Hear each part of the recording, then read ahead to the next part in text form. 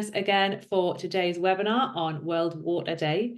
As usual, we do have some really interesting speakers that we're excited to introduce you to. My name's Georgia Halton. I'm Group CEO at Halston Group. Part of Sustainability Partnerships is part of that group.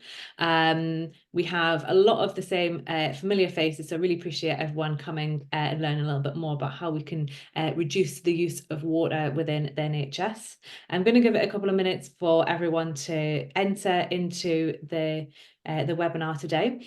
We do have the chat function. Can someone please put us a message in? Oh, we've already got one message in there, so I appreciate that, to make sure that's working, because sometimes Zoom doesn't allow for that to start working, so I appreciate that. Great. We do have the Q&A function as well, which is separate to the chat. If you do have any questions for our speakers specifically, please use that Q&A function, so I'm able to just pick those out and pose those to our speakers. Otherwise, if you want to chat, if you want to just give comments, if you want to speak to each other and have conversations, please feel free to use the chat. We really love to hear what everyone's feedback and comments are throughout our presentations as well. So I appreciate anyone getting involved with that. I think we're a little bit later than we normally would run a webinar today, so I might give another minute or so, because we do have a lot more sign-ups. I just want to make sure that we get as many people in before we start. I mean, I can start my little bit anyways, and hopefully by the time that we get to Paul, we'll have a few more people have joined. So World Water Day, it's really important to us. It's obviously one of those UN goals that we always see so often in that little kind of periodic table of aims that we try to look for in terms of carbon reduction and environmentalism. And World Water Day is something that we always run a webinar on every single year. So we're really happy to have both Paul Shivers and Ollie Shelley on today. So World Water Day is a global initiative that the United Nations actually established in 1993. The NHS spent approximately 260 million on water and sewage in 2020 and 2021. Obviously, we have speakers on today who are going to allow for a change in the use of water, and maybe it's a change of the mindset around water use as well. So once we've gone through both of these presentations, we're going to have a Q&A, so please keep your questions ready for that session straight after, and we'll pose them to our speakers. Paul, you've got your presentation ready?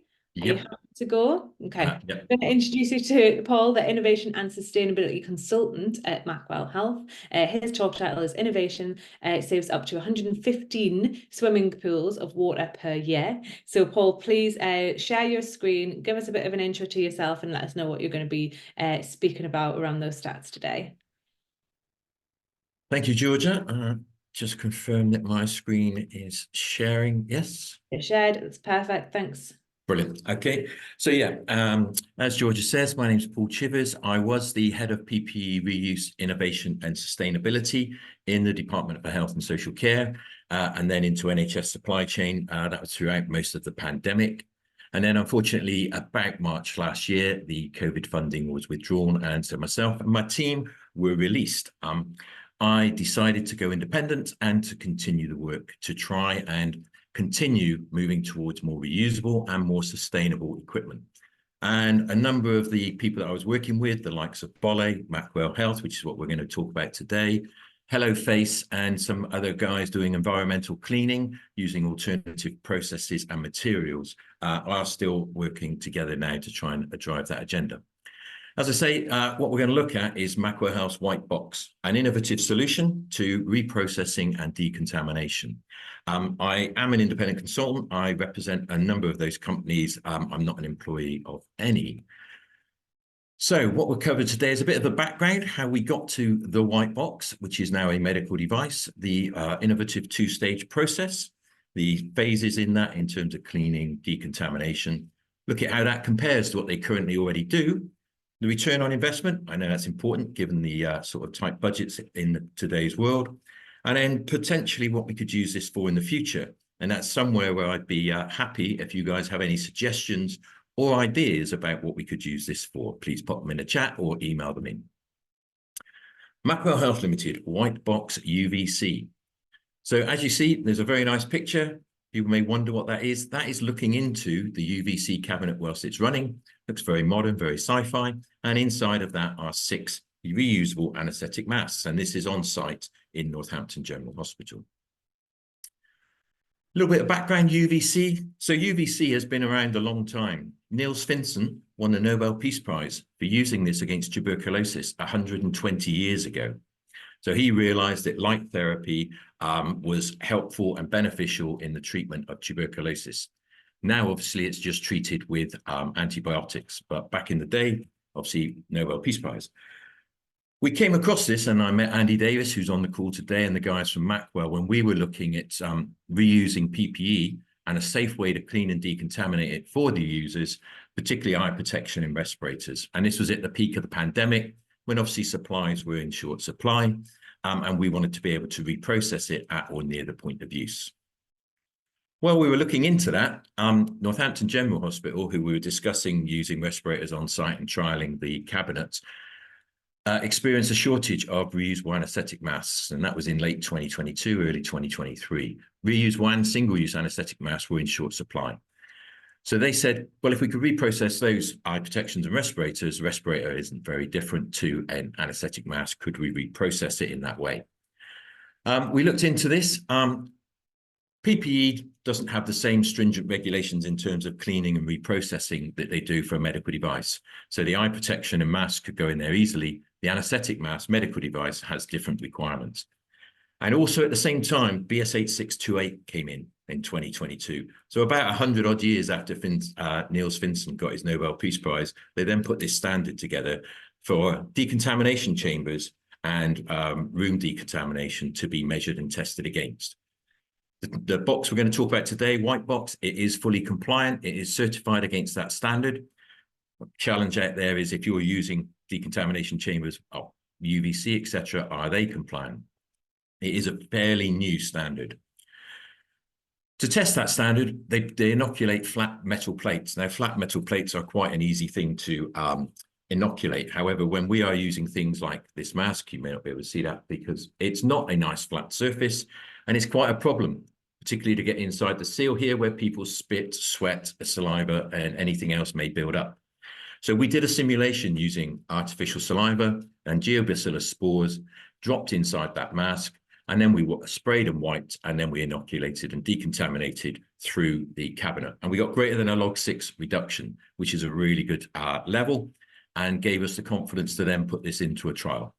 And then with that certification and with the simulation testing, Macwell Health's Minibox HD2 was born. There are some images of it. The one we're talking about today is this middle one. It is a fairly small.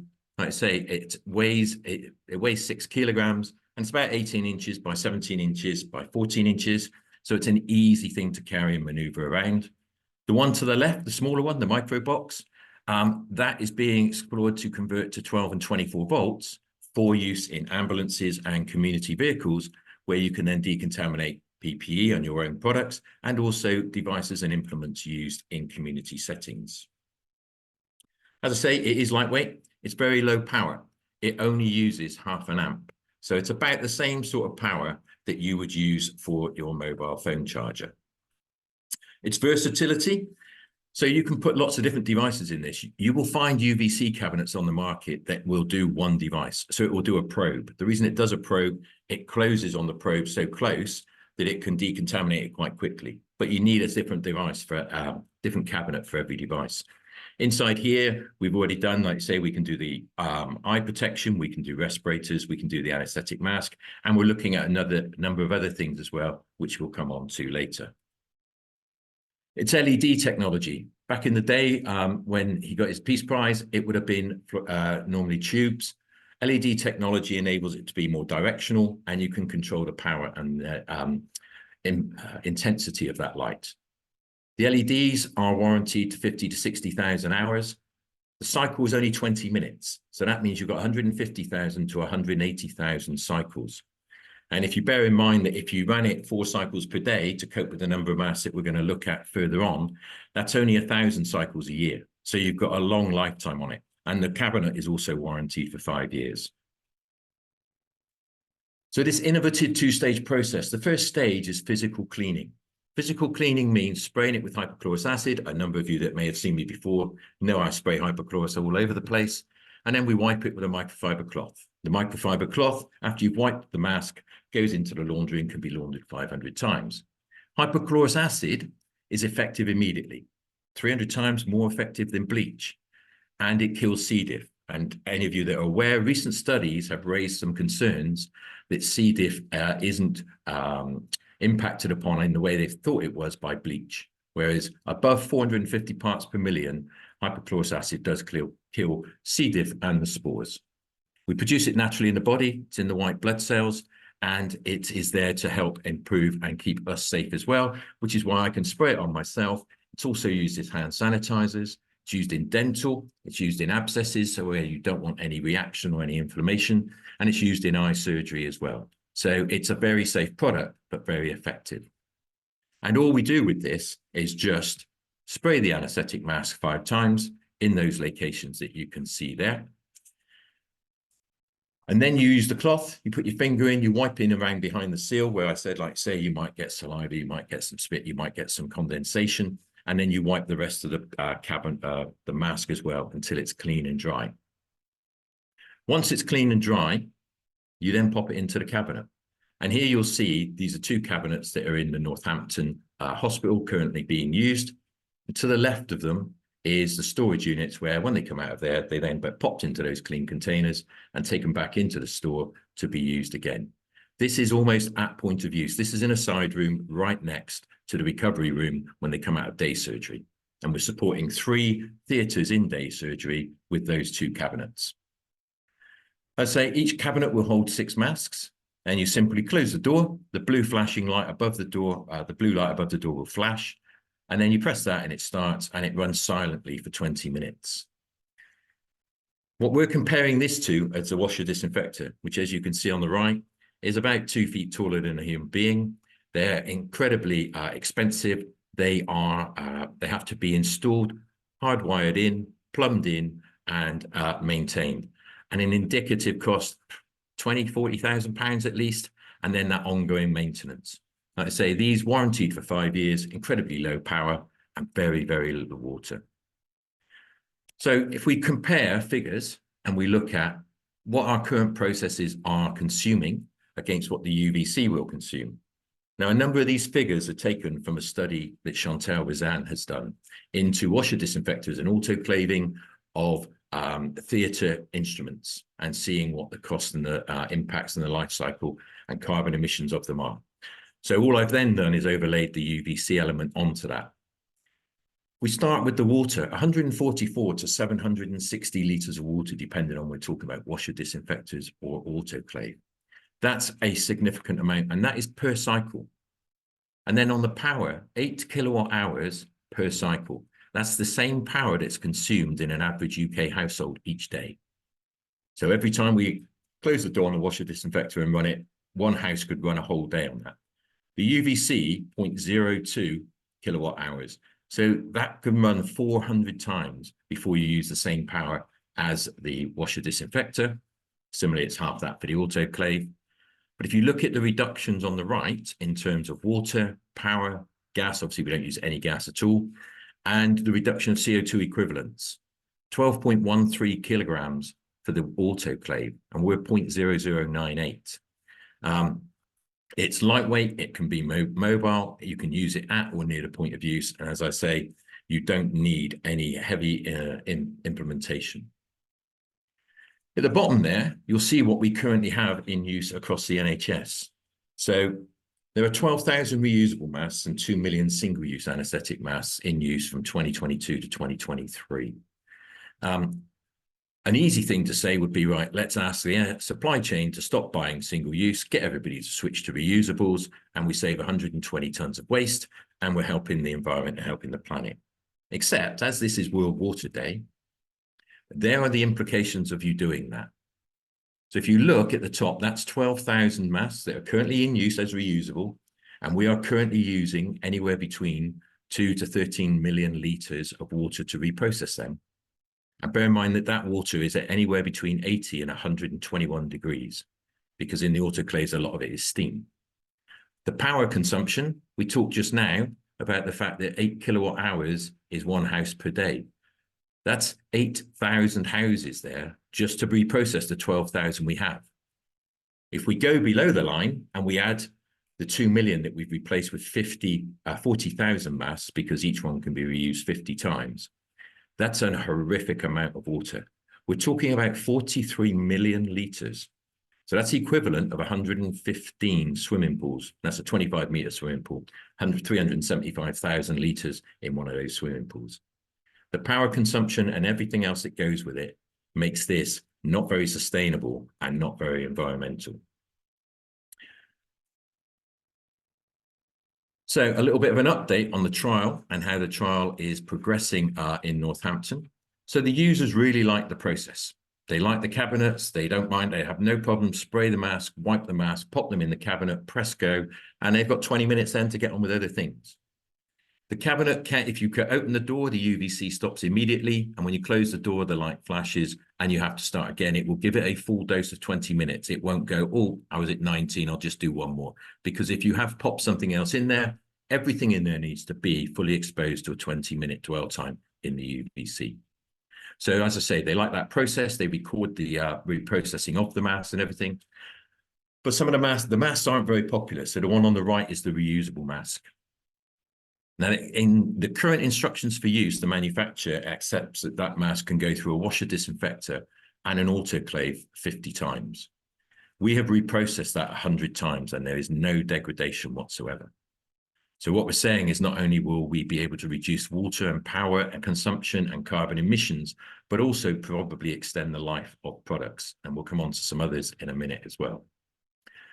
We can also look on the fact that the single-use one on the left, we've reprocessed that 100 times, and it's had no impact on it whatsoever.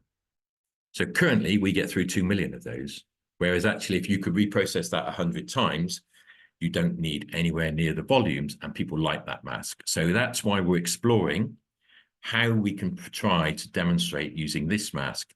We're talking to, and I've arranging a call with MHRA to see if they'll allow us an off-label use for the rest of the trial, because as I say, the users want to use that mask.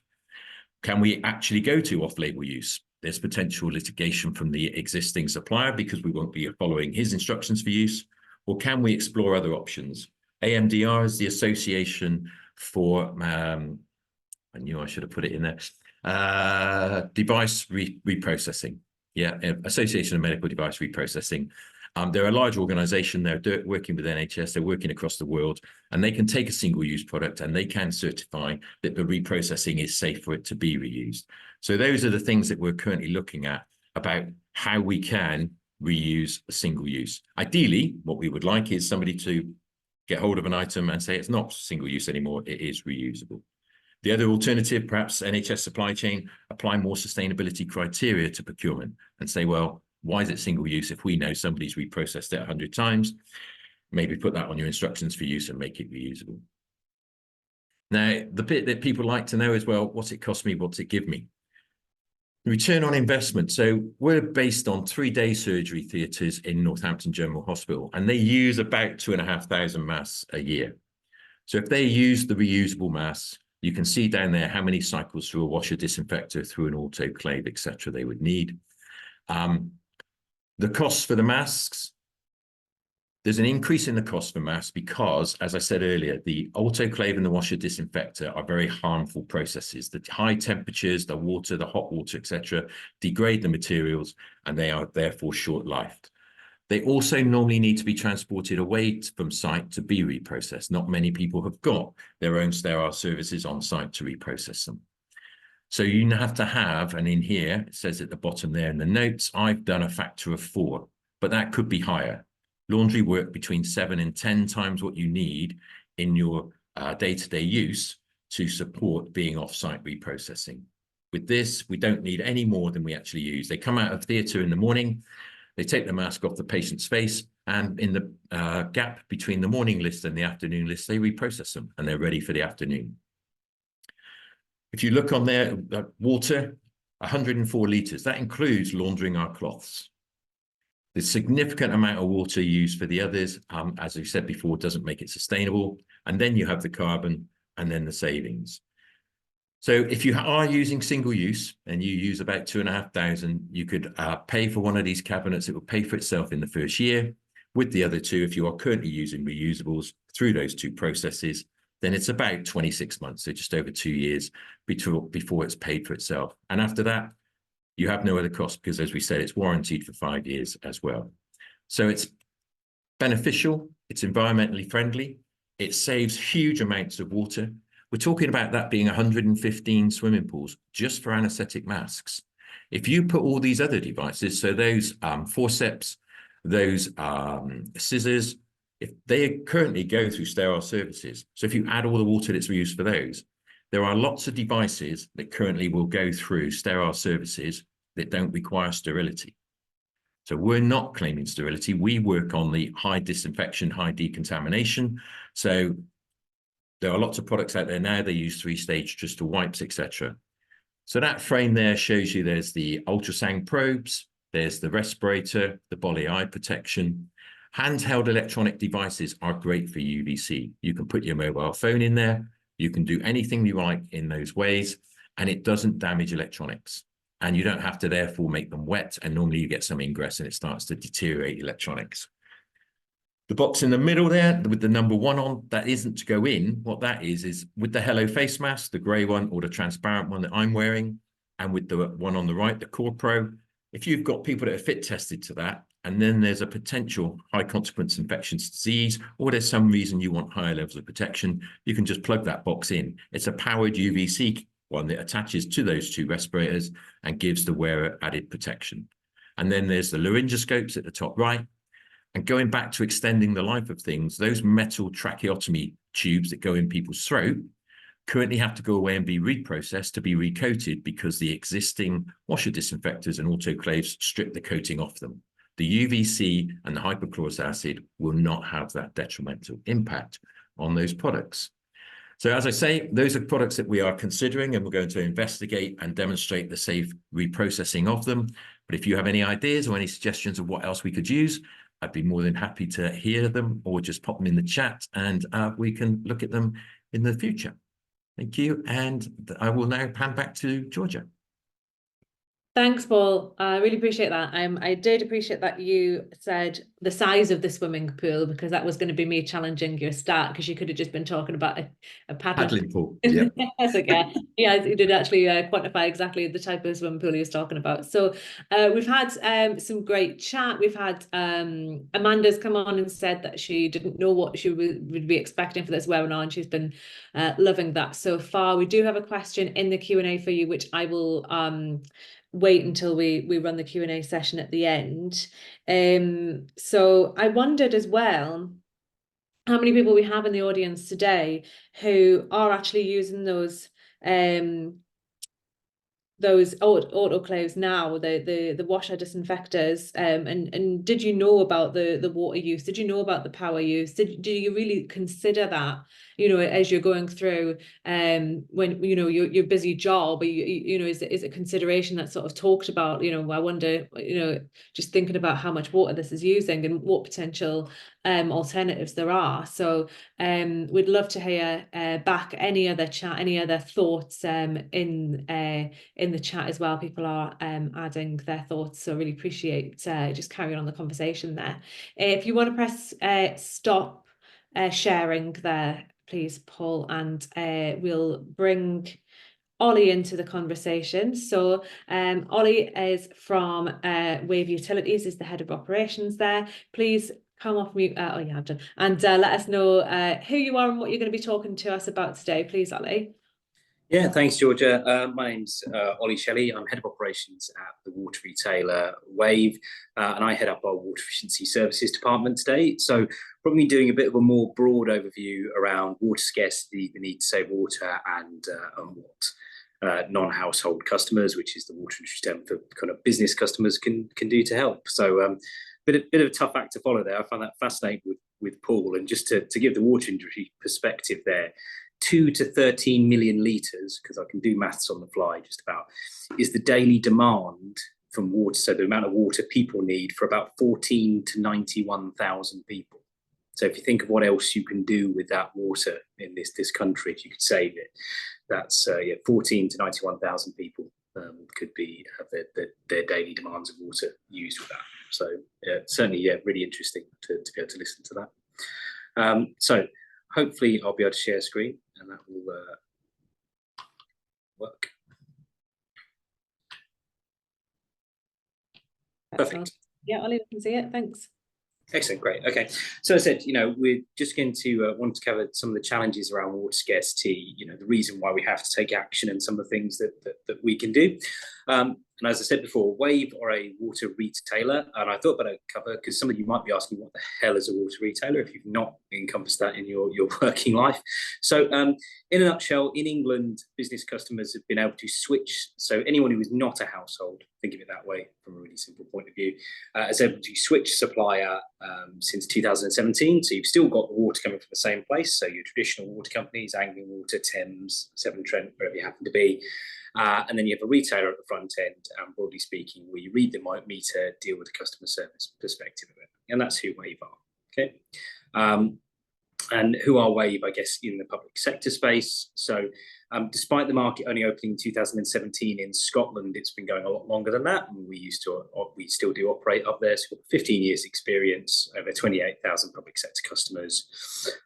We have been Water Retailer of the Year in 21 and 23. Yep, there is such a thing, and we won it twice. So just in case you were wondering. There's about 7 different public sector frameworks we sit on, some of which do direct awards, some do that stuff that I don't really understand. I'm a salesperson, but I thought we'd just cover those bits off, mainly because they make me and they won't let me attend. So we'll move on to more, unless I do that bit, we'll do some more interesting stuff around saving water as it's Water Day. So some things I want to just cover today. One is just that piece on water scarcity, because I'm aware it's not necessarily something that comes up a lot. We think ourselves as being a very rainy, wet country, so why would we be in a position of water scarcity? What we can do about it, our views on why there is not a drop to waste and continuous flow, which we'll talk about.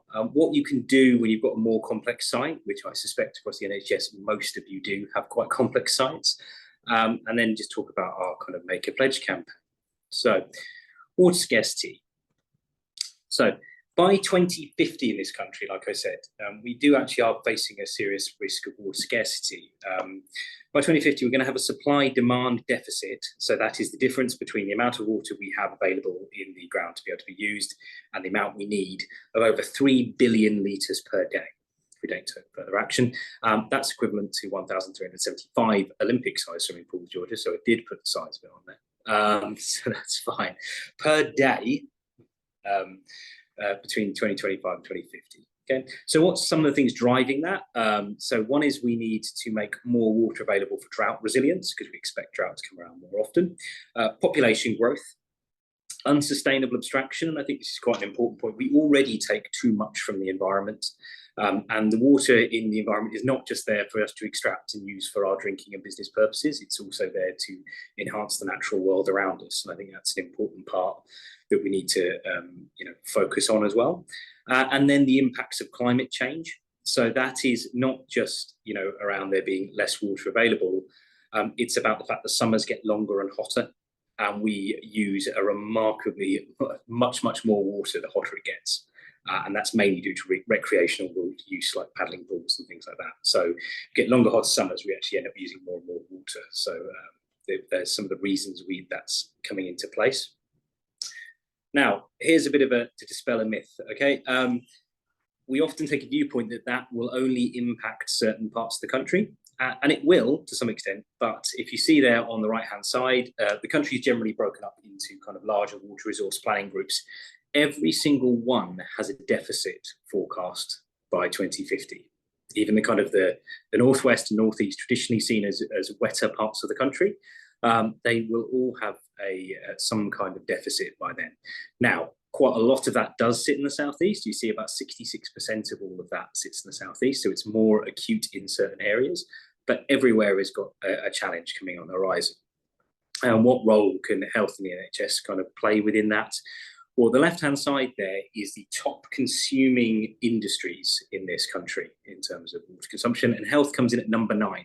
Okay, now you've got to remember that's also being driven. So retail's top, and that's because retail sites don't use a lot of water, but there are lots and lots of them, and the same with things like education, lots and lots of schools in there.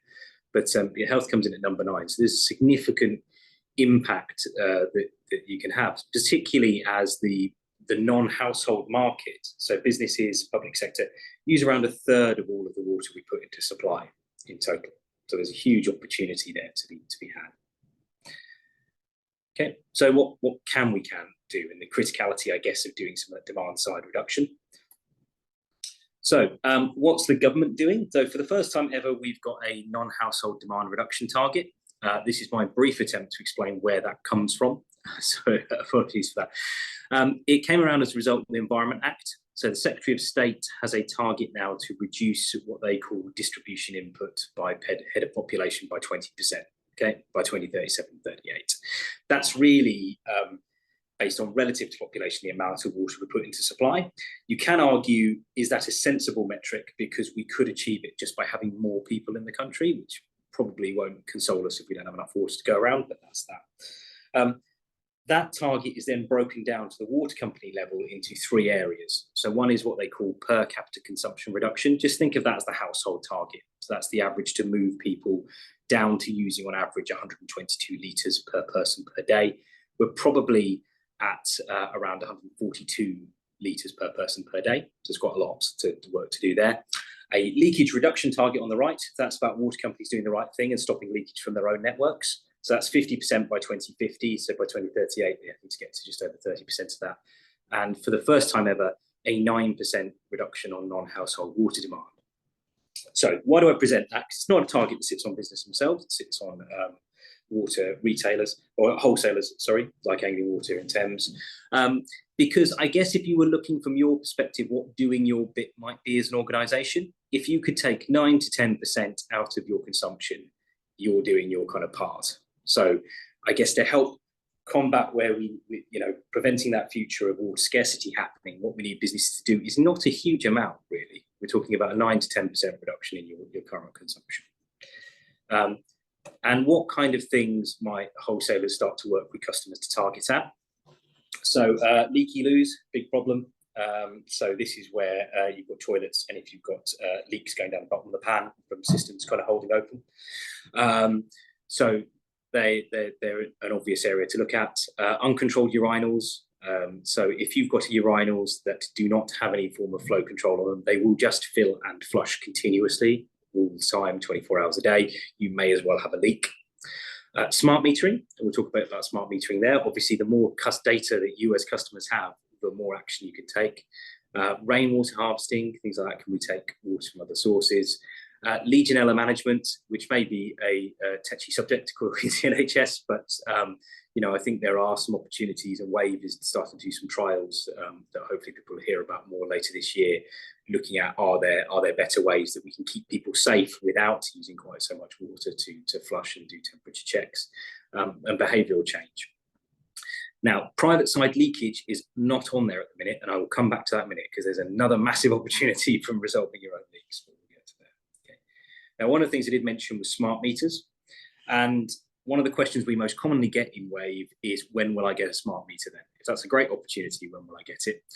What we've done here is put together the high level plans that become part of the water resource management processes from water companies, and they are here. So as you can see, really quite long windows. So even the soonest is probably somewhere between 25 and 2030 for most business customers, some getting out to 2035, some getting out to 2040, and Bristol Water there is still to confirm what we'll do with their smart meter programme. That's all still got to be approved for spending by Ofwat this year. So whilst it's a great opportunity, what we're keen to always say to people is don't hang your hopes on waiting for a smart meter to come. We need to take some action on reducing your water demand now. They've definitely got a role to play in the future. And some areas are already getting these. Thames Water have made a huge start, for example, in getting smart meters out there. What is the biggest potential benefit for us to look in the market? So where we have put smart meters out on business customers, there's a rather shocking statistic that's come out. And that leads to, it's all around continuous flow, which we'll start to hear wholesalers in the industry talk about quite a lot. Which continuous flow, what we're doing about it, okay? So when we say continuous flow, we mean where a meter shows water going through it 24/7 without a break all the time, okay? As I said before, we're running out of water by 2050, about 3.4 billion extra litres of water needed each day, and a third of all businesses, or a third of all of that water is being used by businesses. In the Thames region, they put somewhere close to 40 to 50,000 smart meters out there. What they have found is 25% of all of the water supplied to businesses is being used continuously. So it's being used all the time, 24/7, 365 days a year, which is obviously a massive indicator of private side leakage. So the biggest message I would give to lots of organisations, whether you've got a smart meter or not, is a lot of your water savings are going to come from just looking for wastage. So looking for where you may have leaks across your network. And bear in mind that continuous flow, things like having leaky loos, lots of them around your site, uncontrolled urinals, will show in exactly the same way. It's still just a leak. Okay? So whilst there are lots of other process improvements and difficult things we can do, it kind of suggests if we need to do a 9 to 10% reduction in non-household demand, but 25% of all of that consumption might be just wastage from leakage, there's quite simple things we can look at to actually start to get ourselves back on the right track from a demand reduction perspective. Just eliminating that waste, which is costing your organisations money as well. It's all water you don't need to use. So if you are using water 24/7, obviously there are sometimes legitimate reasons for that. So some users will, and I'm sure across your sites, if you're running an acute hospital, you will have some areas of that will use water 24/7. It's worth noting that's relatively rare to have something using water without any kind of break at all. The middle reason there, so if you have a storage tank and you have a storage tank that's working quite efficiently, that may well fill 24/7, because if you're taking a trickle fill all the time, that actually reduces demand on the network and it's quite a responsible thing to do. Again, it's relatively rare, and I would just urge you to go back to your organisations if you feel you're doing that and challenge them to say, okay, is that really how any storage tanks we have operate? Remember, they will have a level control on them, and by level control, think ball cock or something in your toilet. It won't necessarily be massively sophisticated. If that gets stuck on a big storage tank, it could be overflowing all the time and wasting water, and you wouldn't actually necessarily know about it. And the final reason, as we covered before, could be that you have a leak or escape of water across those sites and those meters. So I guess laying those reasons out is, again, as you start to get smart meters, you will start to get informed where you've got continuous flow. We'd always encourage people to not immediately jump to the conclusion of, well, we just use water 24/7. Really challenge your thinking on that. Should that area, that meter, be using water 24/7, 365 days a year? Okay. As mentioned before, one of your challenges, particularly across NHS, is likely to be complex sites. Even if you've got a smart meter, it will show you consumption at a meter, but potentially that meter will supply a large area and lots of different buildings. So how do you begin to do that? Well, we work with lots of customers, and what we always encourage them to do is to look about the importance of doing a water balance. So this is looking at your metered data across a site. You can work with organisations that will deploy additional temporary metering of things, bringing that together to analyse it and say, okay, what are we using across all this site? We look at that picture holistically. What that allows you to do is do a balance, say, okay, everything we've got going in, can we see where it's going in, what it's being used for, how it comes off site? And what that will show you is what the volume of things like on-site leakage are, if there's any process losses or inefficiency. And it also gives you some insight into potentially where you might be able to reuse water from different processes. So that's certainly something we encourage larger, more complex sites to do, and we've helped them. In terms of what does that look like at the other end? So this was a piece of work we did for a large acute hospital, and you can start to get an understanding of, by process area, by unit, what are you using and how much they make up to the whole. So I think, the link there to something like Paul's presentation is you might find, can you go a level deeper and say, what are we then therefore doing in those areas of site, and what can we potentially do from a technical solution to resolve them? Final bit from me then. So appreciate it's probably a lot of information to take in, and what could we leave people with today? Well, as it's World Water Day, one of the things we've launched today at Wave is our Make a Pledge campaign, because what we found with lots of customers is the best place to start is just trying to get some enthusiasm in your organisation and to make a bit of a marker in the sand when it comes to reducing your consumption. And if you want to do that in a relatively easy way, if you visit our website, and it'll be running this campaign up until end of May, I think.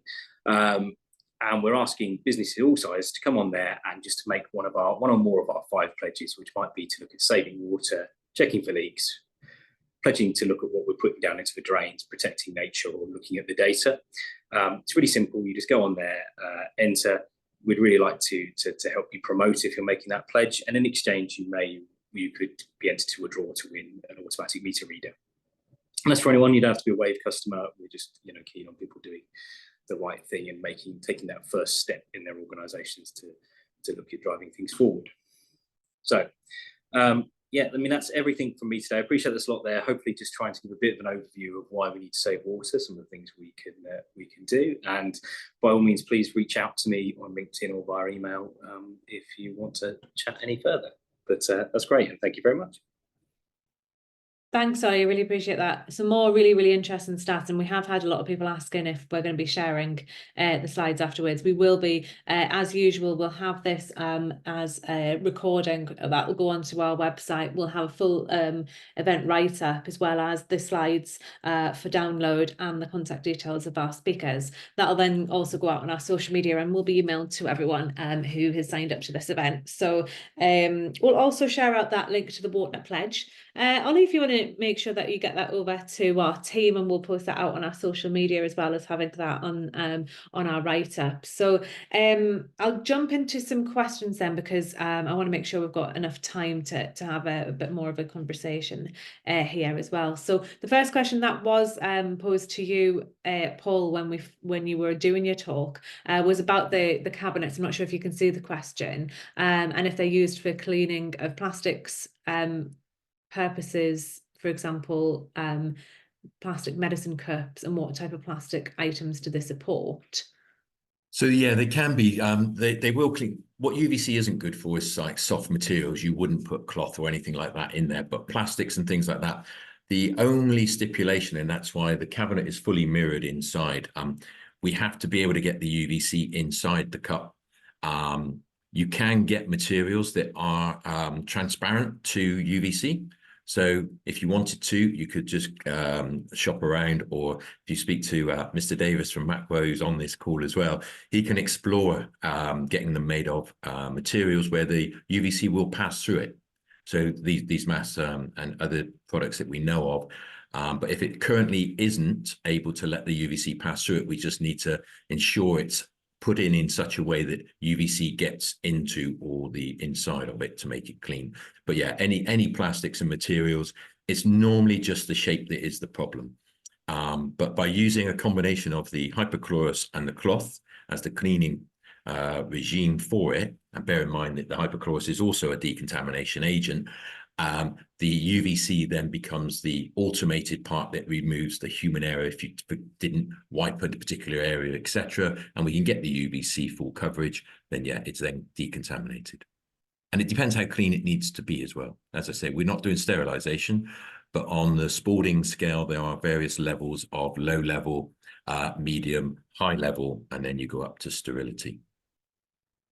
So, well, I was wondering, Paul, because it's a great pleasure of ours to have you on. We have had you contribute to our conversations in the past, but from the other side. So I thought that I would take the opportunity, since we have you in the room, just to ask about, how high on the agenda was the conversation around water when you were, within the supply chain at NHS. Obviously, sustainability, as we know, has grown in terms of its relevance and its place on the agenda as a whole. But water specifically, what kind of conversations were you having when you were in the NHS?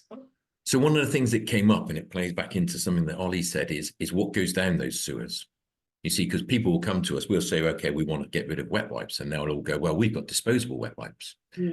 Now, I am no scientist, but I do remember a little bit of science from school, which is how much sugar can you dissolve into liquid and you get to saturation point. Mm. And therefore I refer that and go, and Ollie can correct me if I'm wrong, but you can't keep putting soluble wet wipes down the pan because it's not invisible, it's just dissolving in the water. And there is now a conscious effort, I think, in the NHS about trying to reduce the chemicals. And that's why hypochlorous is quite a good chemical, because you can put that down. It is salt water. Yeah, it's not bleach. Now, what we're trying to replace here in terms of the cleaning, not only of products, but also the cleaning of the estate and the environment, is using hypochlorous and the microfiber cloths, the microfiber mops. And because then if you've got any excess and you pour it down the pan, it literally isn't harmful. Whereas currently they use bleach, lots of it. And that isn't a great thing. And all the different chemicals we have in hospitals and things, that's what we're trying to look at now, is how do we try and reduce what goes down in the sewers, in the outlets from the hospitals, microplastics and all those other things, to try and reduce the impact, as Ollie says, on the environment. So I think it's there. I think there is a growing awareness of it. And obviously as well, I know they're ninth and they do 83 million litres a day, but I think there are some easy targets, as we've just looked at here. If you don't need to put a non-sterile device through a sterile process and waste hundreds of millions of litres of water, why would you? We are now showing there are alternatives.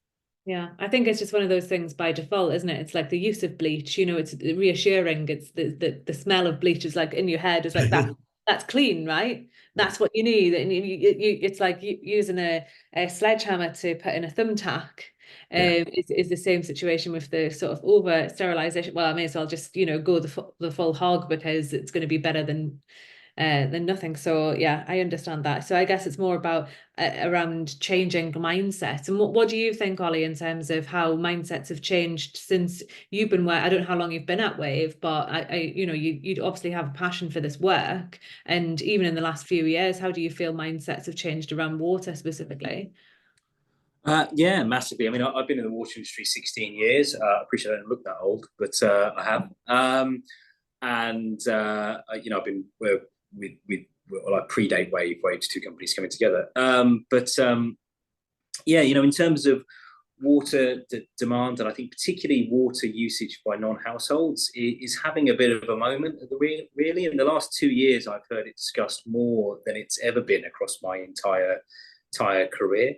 So I think there is an acknowledgement there, and I think there's also, you know, a real understanding, or starting to get there, that the water companies can't do this on their own.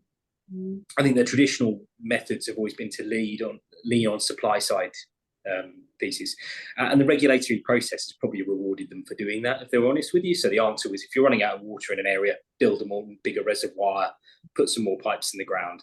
But what they're starting to understand is that there's only so much water resource to go around. So you can't keep doing that. It's not a sustainable point. At some point, you've got to actually look at the demand reductions.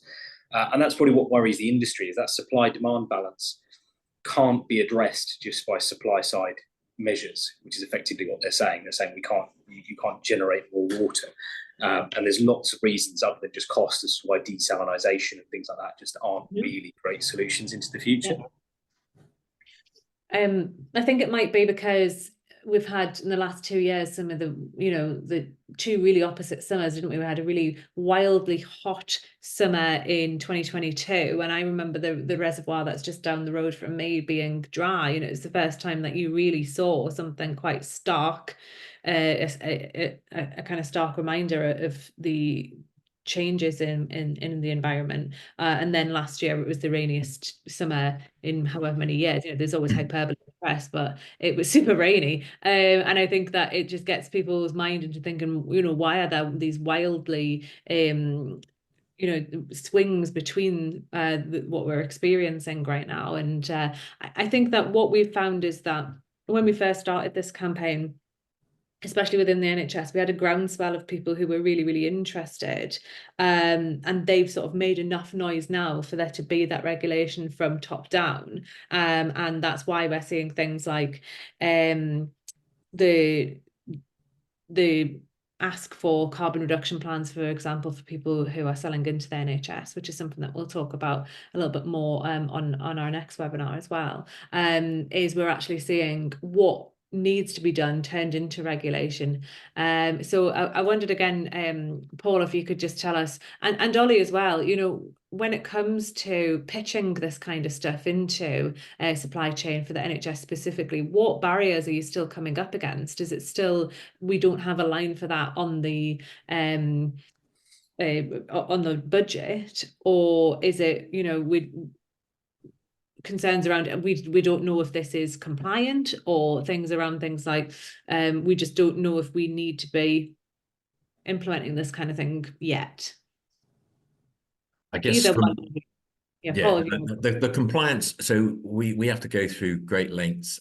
One of the challenges I normally push back on is I could evidence what they're doing today, which doesn't really have any science and any evidence behind it, and say, well, you accept this, but you won't accept this. And here's the test reports. Here's been to a UCAS accredited, and we've demonstrated beyond them what would normally be expected to do. And that's fine. It's new and people are a little bit resistant to that. However, if you talk to people that have been in the NHS a lot longer, and most of them will say, so take the reusable anesthetic mask. Well, we used to just wash it in water, right? So because years ago, everything was reusable in the NHS. It was only in the last sort of 30 years that it went to single use. And so we're just having to change and go back to that. One of the things I do frequently point out is that when the chief exec of these NHS supply chains, key performance indicator is in-year savings. If you say to him, I've got this reusable product that lasts 3 years, 4 years, 5 years, kind of skews his performance indicator. And that I've mentioned that to Greener NHS, so and they are in agreement. And there is some, you know, discussions about, well, how do you align this? Because you've got dysfunctional behavior in terms of his measure is this, and we're trying to push that. And the two don't quite align. So there are people looking at, well, how do we get over that? Because you can't just keep filling warehouses with single use that can end up going into the waste, etc., and things like that. So, and what kind of pushback have you felt, Ollie, do you think, within public sector and the NHS specifically? Yeah, I mean, I think budget's definitely one. And I think, you know, whichever way you look at it, water is the poor relation to energy a lot of times in terms of, you know, I guess we used to talk in the last couple of years of water being, or energy being 5 or 6 times the cost of your energy bill. It's probably got up to more than 10 times of that over the past period of time. So I think that's difficult, because if you have got some money to spend, you know, people naturally go, well, if I could put that into an energy project, and even if it has a moderate return, it's still going to be better than the water if you just view it through the lens of payback. The other one, I guess, is we you know, from our perspective, we see a lot of kind of price-driven procurement at times from some organisations, and I think that's another part of it. Is kind of the water market. You look at it this way, right? You're trying to change a mindset to go, there's only so much you can procure out your costs if you're trying to buy whether that's a kilowatt hour of energy or water. So there's only probably about, you know, 8-10% of the top gross margin, and trying to get people to go, well, look, you could quibble about how you get rid of that little bit there, or we could focus on how do we take out a whole cubic meter of water as consumption and not pay for it at all. And a lot of organisations are moving towards that, but, you know, as Paul says, I think when procurement teams are given KPIs and performance stats, and it's easier to evidence, isn't it? You know, if you're paying less for the product than you were before, in theory, then that's an easy thing to evidence. It's harder to take the route of saying we're taking a more holistic view, but we are seeing that change. So I wouldn't want to colour that as saying that's exactly where we are right now. So I've got another couple of questions here for each of you before we go, if we can just get these ones done. Paul, this is from Sean. She says that you said the UVC has to be able to get inside of the item. Is how would metal laryngoscope be cleaned? Glad you're here, Paul. yeah, I'm assuming she means the blade, the detachable blades on reusable laryngoscopes. And with these devices, we would probably immerse them in hypochlorous, which will then ensure it goes inside that blade. Potentially, we can also look at prongs that have got LEDs on them as well. So we are looking, obviously, this is a new innovation. And what we are looking at is other ways that we may have to design the interiors for different applications. but also, like I say, but through a dunking with the hypochlorous, that will ensure there is nothing living inside of it. And then it just goes through it gets dried, and then it will go into the UVC for the decontamination at the end of it. We are confident, and it's actually on our list of the next product that we are going to trial and put through the test process to show that we can reprocess laryngoscopes reusable, and including the handle, which currently I think people either wipe down with a wet wipe or something like that, because part of this is also to reduce that dependency on wet wipes. Mm-hmm. So this is all at Macwell Health that you're doing these tests on you? Yeah, we've got some funding to test another 5 products, and we currently think that scissors, laryngoscopes are likely to be 2 of those that we will test, and then look to other things as well. So that's why we're quite open. If people have got ideas what it can be used for, we haven't got our list chiseled in stone yet. So anybody with any suggestions, particularly if they're high volume, and it may even be that it's single use, and like I say, we can talk to the manufacturer about them changing their instructions for use and making it reusable, because they may not be reusable now because of the harsh processes and excessive water that they have to go through in high temperatures. Well, I think Sean did actually mention about speculums earlier on as well. We have, that is on our list. Somebody else has proposed that to us. We just need to check, because it's not a simple device. There are lots of nooks and crannies, and Dr. Felicity Holmes, who heads up decontamination in Scotland, I've been on some of her presentations, and the more moving parts you have, the more you need to make sure you get inside those. There have been instances, unfortunately, where infections have been created, causing loss of life, permanent scarring of people. So we need to make sure that our process keeps the patient safe. But yeah, we will look at it. It is on our list of things to explore. And Ollie, the last question for you was from Tony, and he says, what advice is given to, I don't know if you know what this word is. Can you see that in the Q&A, Ollie?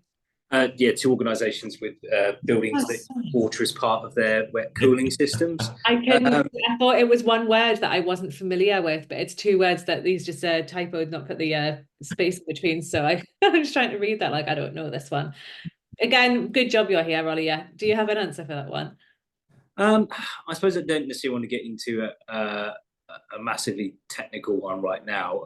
One, because I'm not a cooling system engineer by trade. But I guess what I would say to that in any kind of process use, and it probably hints at a wider problem for some large users, right? Is domestic consumption reduction is very easy to do, yeah, because you're talking about taps, toilets, doing those bits and that. What if you've got larger uses of process use where you're using it for cooling or other bits and pieces? My primary advice would be, one, make sure that you actually understand how that is set up and intended to operate as a start, understand how much is being used in there, and then make sure you're looking at the alternatives. My temptation would be, say, switch to a dry cooling system and go to if you can. The problem is I know that they're less efficient, and I suppose actually what's the interesting thing there is relating to Paul's solution he's looking at is with the process stuff is making sure you're looking quite holistically and not looking at something from one angle of going, okay, disposable's better, but in Paul's particular case, but then you look at it in the round and you might have something that's there. So I'm quite happy to catch up offline, but I'm not a cooling system engineer, but if I gave the thing in the round, yeah, with process use, that's what I would kind of say, is make sure you're intending to understand how something operates, and then you've got to get the right expertise to look at that in the round to understand that you're not giving yourself other issues just by instinctively switching away to something else. Yeah.